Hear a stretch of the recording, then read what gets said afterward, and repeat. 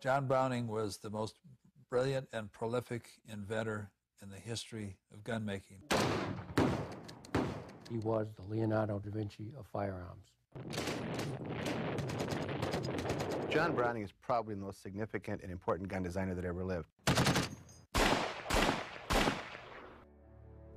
John Moses Browning designed his first gun more than 140 years ago, but his superbly crafted firearm systems are still used today. His weapons were used by the pioneers and they became the standard for the U.S. military beginning in World War I. He is the leader in the firearms industry who has left a legacy of excellence designing guns. John Moses Browning is a firearms genius.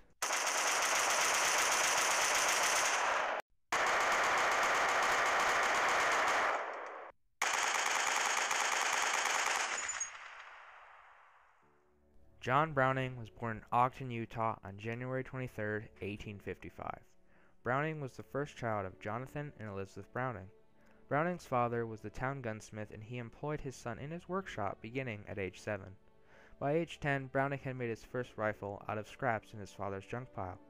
And his impressive skill did not come from reading sophisticated books about gun making.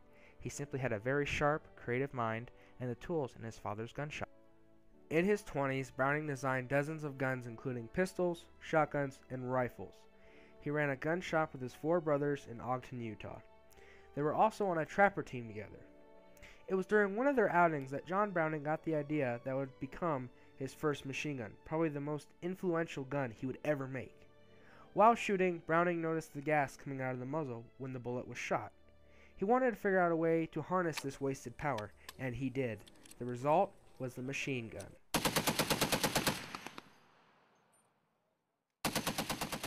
Browning designed this rapid blast of firepower by taking one of his repeating rifles and modifying the muzzle. He put a sheet of metal with a drilled hole slightly bigger than the circumference of a bullet at the end of the muzzle. Then he connected a spring from that flap of metal to the lever. And when the gun went off, the blast of the igniting gas pushing the bullet out hit that plate and pushed it forward, which pulled the lever forward. Then the spring brought it back after the gas passed, which gave you a semi-automatic situation. Next, Browning designed a machine gun model and took it to the famous Colt Firearms Company for demonstration. No, Browning puts in a belt of 200 rounds, sits behind it, pulls the trigger, boom, boom, boom, boom, 200 rounds later, these guys are standing there with their mouths open. He's invented a machine gun. After visiting Colt, Browning returned to Utah to design a finished, fully operational machine gun. The result was the M1895, named after the year it was designed. But soon thereafter, it earned a nickname through the military. The gun had a bulging piston that flipped up every time the weapon was shot, so the gun ended up being called the Potato Digger because it dug holes in the ground with the piston.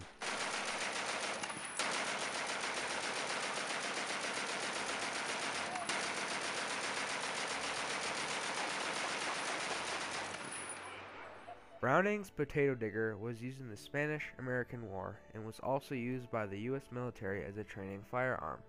But Browning is never satisfied with his latest creations, so he returned to his workshop to improve his machine gun design even more. For his next machine gun, Browning used a water system to cool the gun, and this new design, called the M1917, could not have come at a better time. The U.S. military needed a game changer in World War I, and Browning's M1917 supercharged the soldiers in a way no other gun had. It showed true leadership because every other country wanted to copy what he made. Before the M1917 machine gun, soldiers were stuck in trenches with bolt-action rifles. Now they had weapons with real firepower. One of the most dependable machine guns ever designed, the Browning M1917 quickly became the workhorse gun of the American military. We liked it so much that it actually served all the way from 1918 to the end of the Korean War in 1953.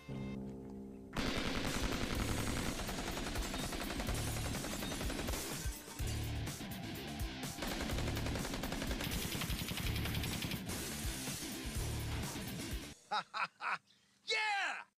World War I soldiers liked the M1917 too because it was effective on the enemy. but it was also heavy and required more than one soldier to operate it. The military needed something more mobile, so within a year, Browning developed his next machine gun, the Browning Automatic Rifle in 1918, which became known as the BAR. The BAR, or the bar, was considered to be the gateway to the assault rifle. This was because the bar was maneuverable and only required one man to unleash devastating firepower. It was one of those breakthrough guns that allowed the machine gun to be carried. It was the first really reliable, carryable automatic weapon that could be used like a machine gun. Other countries then adopted similar guns to that, and that eventually led to the assault rifle. The BAR was a vital leader in the U.S. military success in war. Soldiers used it in World War I and all the way through Vietnam. It shot 20 rounds in around 3 seconds.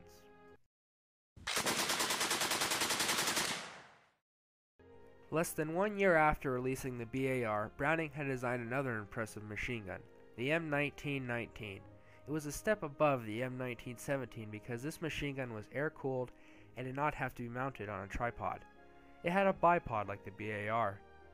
The M1919 could be easily mounted onto trucks, tanks, and aircraft, making it an even larger threat to the enemy.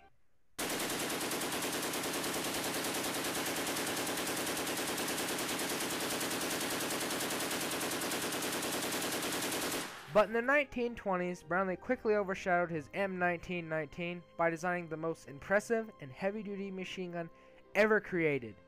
It is one of the most important guns in Browning's legacy. The M2 Browning 50 caliber machine gun blew every other gun out of the water. It offers long-range accuracy with enormous stopping power. It is the most requested weapon on America's front lines to this day. The troops like to call it the Ma Deuce. So why is the machine gun that was introduced way back in 1921 still in use today? Because its big, long barrel and huge caliber bullet make it one of the nastiest and most versatile machine guns on the planet. That's why. The M2 is a versatile beast. You'll find her mounted on everything from tanks on the ground to ships at sea and planes in the air.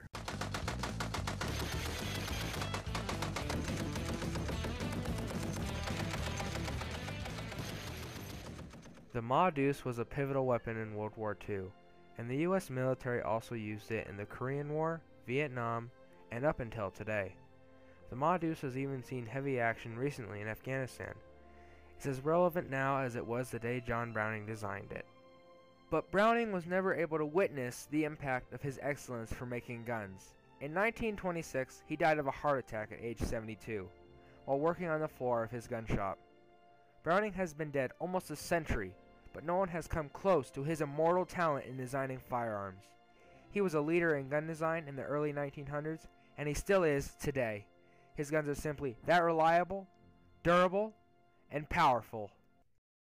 Whether the conditions be sandy, salty, windy, snow, this weapon will work, and a guy will come home. And that's the legacy of John Moses Browning, weapons that work. Browning's contribution to the U.S. military also came cheap. Browning could have made the military pay to license his gun patents, which would have brought him untold millions upon millions of dollars. Instead, Browning took the military's first offer, a flat $750,000. He viewed his gun designs as a gift to America. And back in Browning's hometown of Ogden, Utah, you can learn all about his impact in the firearms industry by visiting the John Browning Museum inside Union Station. His guns are also still in production by some of the biggest gun companies including Colt, Remington, and Winchester. All of our modern manufacturing, our modern marketing concepts are all developed off of John Browning's legacy. Browning is an American treasure with worldwide impact long after his death. His work has stood the test of time, which proves he is a man of leadership who has left a legacy unmatched by anyone in the firearms industry. John Moses Browning is a firearms genius.